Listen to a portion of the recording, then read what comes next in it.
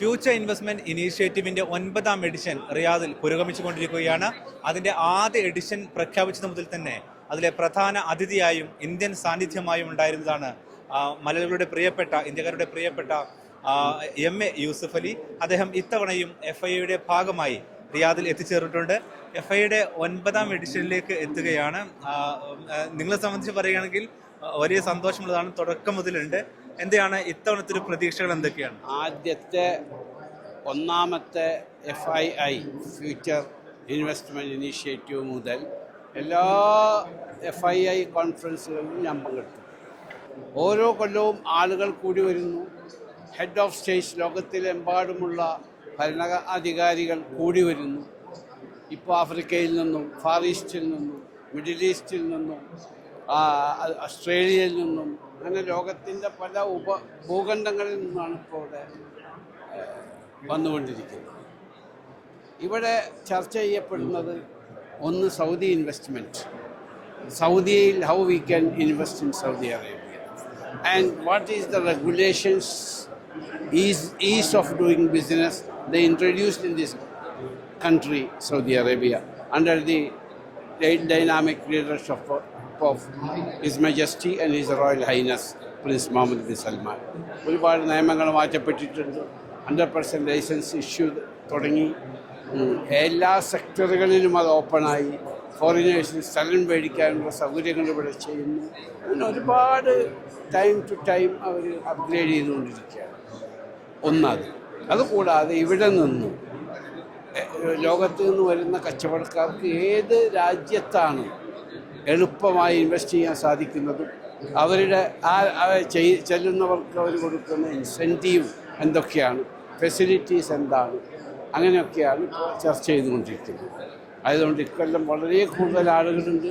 ഞാനിപ്പോൾ ഒരുപാട് head of പല രാജ്യങ്ങളുടെ ഭരണാധികാരികളുമായും പല രാജ്യങ്ങളുടെ മന്ത്രിമാരുമായും പല രാജ്യങ്ങളിലെ വലിയ ബിസിനസ്സുകാരുമായി ഇന്ന് കാലത്ത് മുതൽ ചുരുങ്ങിയത് ഒരു 10-22 മീറ്റിംഗ് ഈ നേരം കൊണ്ട് കഴിഞ്ഞു.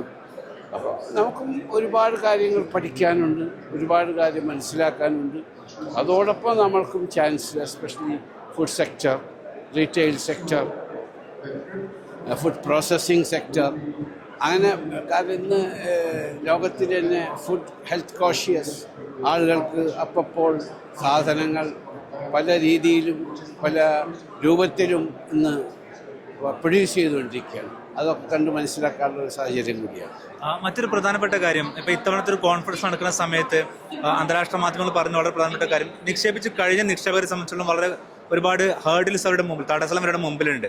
അപ്പോൾ അതെല്ലാം അഡ്രസ് ചെയ്യപ്പെടുന്നുള്ളതാണ് ഈ ഉച്ചകോടിയെ കുറിച്ച് പറയുന്നത്. അപ്പം നിങ്ങൾക്ക് എങ്ങനെയാണ് അത് അനുഭവപ്പെടുന്നത്? എവിടെ? സൗദിയിലത്തെ?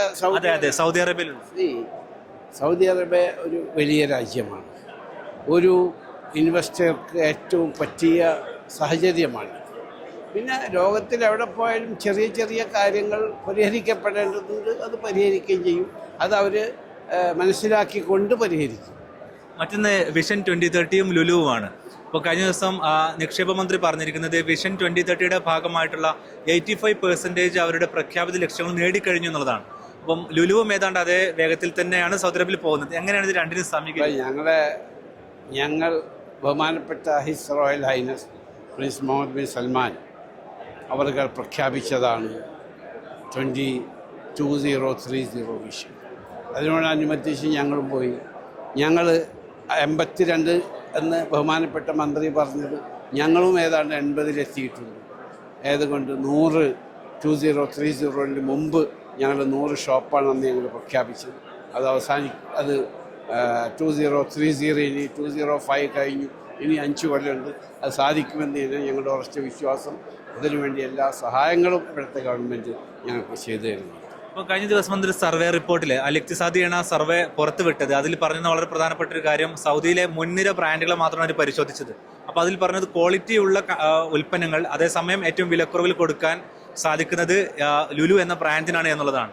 അപ്പോൾ എങ്ങനെയാണ് ഇത് സാധ്യമാക്കുന്നത് എന്നുള്ളതാണ്? ഞങ്ങൾക്ക് 23 രാജ്യത്ത് ഞങ്ങളുടെ ഫുഡ് പ്രോസസ്സിംഗ്, ലോജിസ്റ്റിക്, പ്രൊക്യൂർമെൻറ്റ് സെൻറ്റേഴ്സിൽ ഞങ്ങൾ അവിടെയൊക്കെ മലയാളികളാണ് അതിൻ്റെ ഡയറക്ടർമാരും മാനേജർമാരും. ഏറ്റവും നല്ല സാധനം അതാത് രാജ്യത്ത് നിന്ന് പ്രൊക്യൂർ ചെയ്യുക, ഇങ്ങോട്ട് അയക്കുക, അത് നല്ല വിലയ്ക്ക് വിൽക്കുക, കസ്റ്റമേഴ്സിനെ സാറ്റിസ്ഫൈ ചെയ്യുക. അതാണ് ഞങ്ങളൊരു മത്സരത്തിനല്ല, ഞങ്ങൾ ഹെൽത്തി കോമ്പറ്റീഷൻ വേണമെന്ന് പറയുന്നവരാണ്. I strongly believe that healthy competition will benefit all retailers in this country.